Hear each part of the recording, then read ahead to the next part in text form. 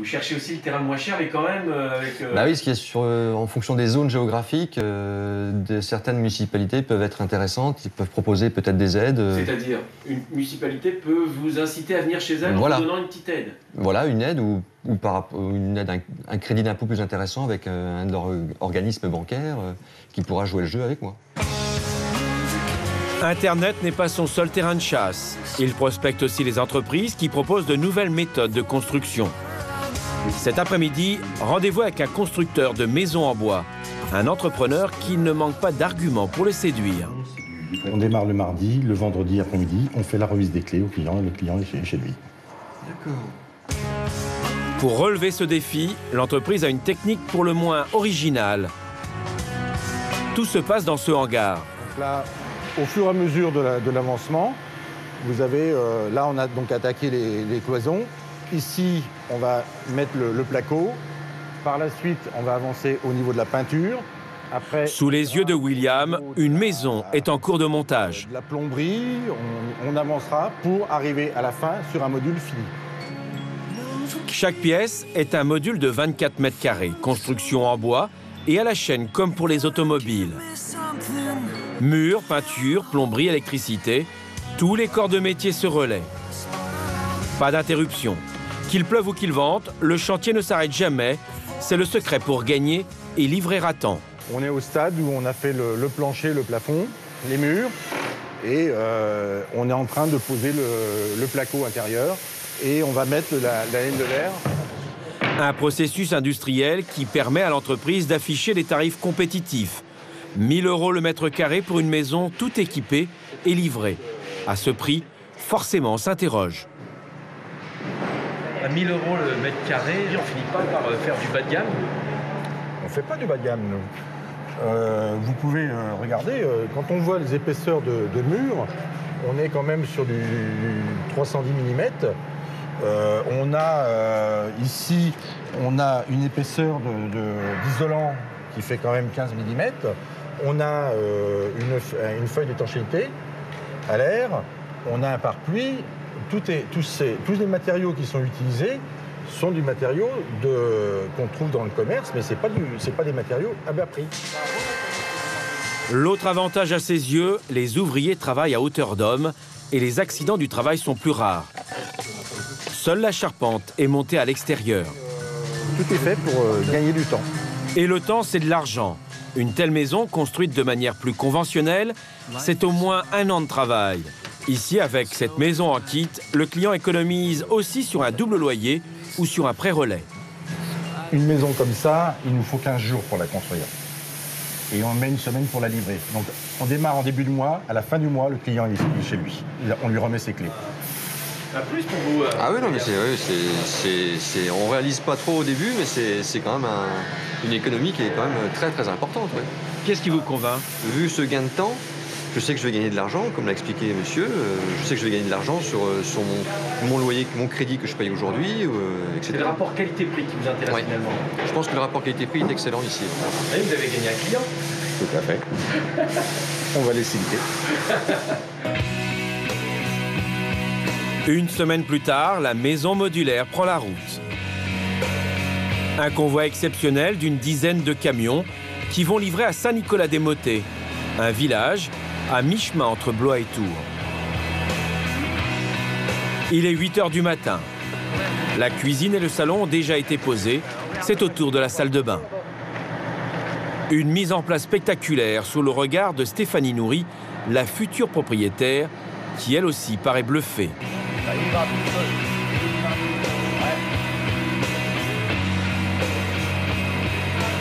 L'entreprise va-t-elle tenir ses engagements et installer cette maison de 110 mètres carrés dans les temps? Ah oui, là c'est très délicat. Là. Il faut qu'on approche les 2 modules pour qu'ils se rassemblent et c'est assez délicat. C'est bon, Alexandre? L'opération est délicate, mais les équipes sont rodées à l'exercice. Il faut moins d'une trentaine de minutes pour placer un module, le fixer aux fondations et le coller au suivant. Et on va le finir en clé. On va le finir en clé. Ça permet de pousser à peu près 2,5 tonnes chacun, de chaque côté. Avec cette petite manivelle là. Avec cette petite manivelle, en fait. Il faut vraiment qu'on les pousse tout doucement. C'est collé avec une mousse expansive et de façon à avoir une isolation complète de la maison. Et c'est la juxtaposition de l'ensemble des modules qui rend la maison en fait complètement hermétique à l'air, conforme à la réglementation thermique. Tellement étanche que le toit en est superflu. Un élément de décor, rien de plus. Pour l'instant, ça se passe bien? Tout se passe super bien. On a mieux que prévu. Bah, vous voyez, 10 minutes. Le temps de la prendre du camion, de la poser dessus, et puis de faire tous les assemblages, toutes les fixations qu'il faut. Et ça se passe comme ça. 2 heures plus tard, la maison est entièrement assemblée. L'électricité et les arrivées d'eau sont branchées. Stéphanie découvre alors son nouveau domicile avec quelques bonnes surprises. Ils ont même pensé aux porte-serviettes. Chauffant. J'y aurais pas pensé. Vous l'aviez pas prévu? Non, non, du tout. C'est un petit plus? C'était un plus, ouais, un petit plus. Ça fait du bien au moral. Ça fait quoi d'avoir sa maison construite en 2 heures? En 2 heures, bah, c'est impressionnant. Ouais, on s'imagine, mais à voir en vrai, c'est parce qu'on le voit toujours à la télé. Hein.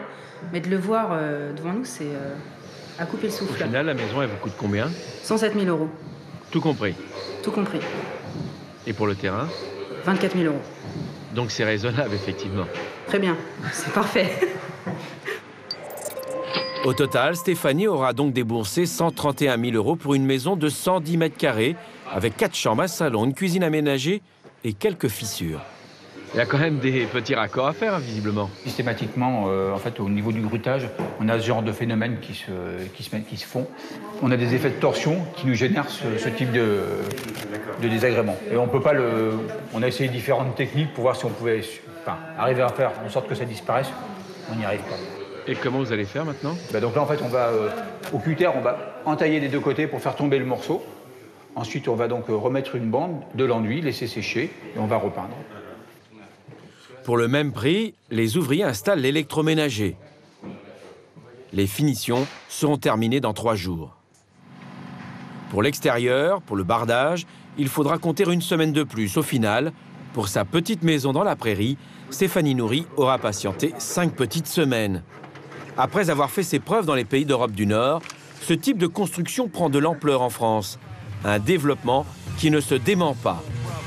Avec des délais rapides, des prix attractifs, la maison en kit est-elle la solution à l'immobilier trop cher? Pas toujours.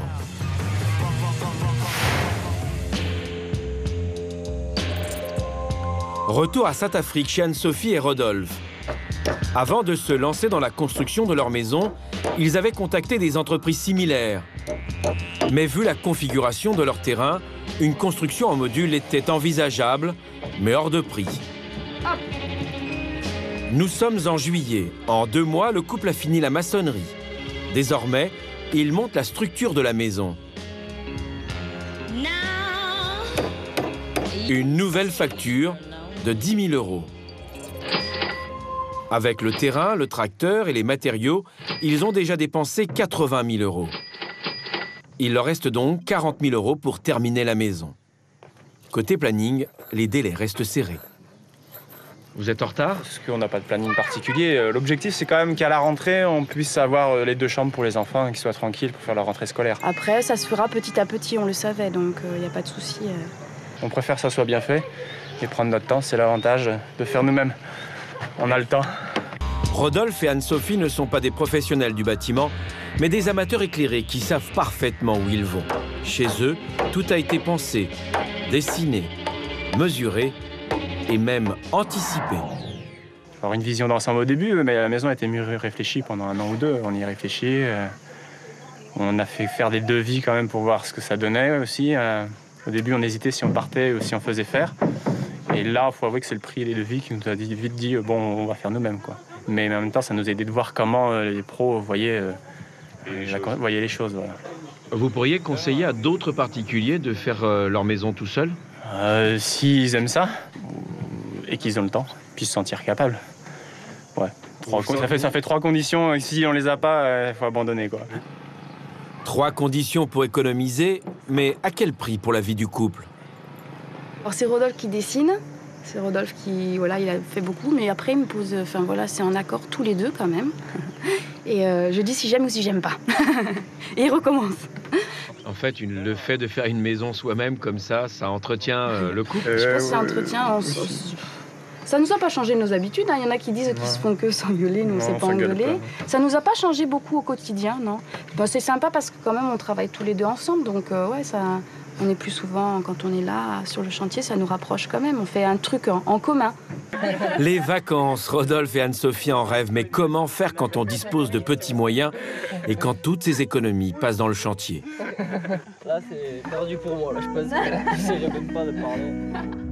Une chance, à Saint-Afrique, il bénéficie d'un environnement exceptionnel. À 10 minutes en voiture, voici la Sorgue, un peu fraîche, mais tellement champêtre.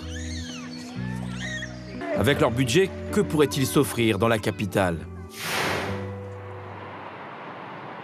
Paris. L'une des villes les plus chères de France, 7 000 € le mètre carré en moyenne. À ce prix-là, difficile de trouver un grand logement décent et bon marché. Avec leur budget et leur salaire, Rodolphe et Anne-Sophie auraient pu acheter au mieux 17 mètres carrés dans ce quartier.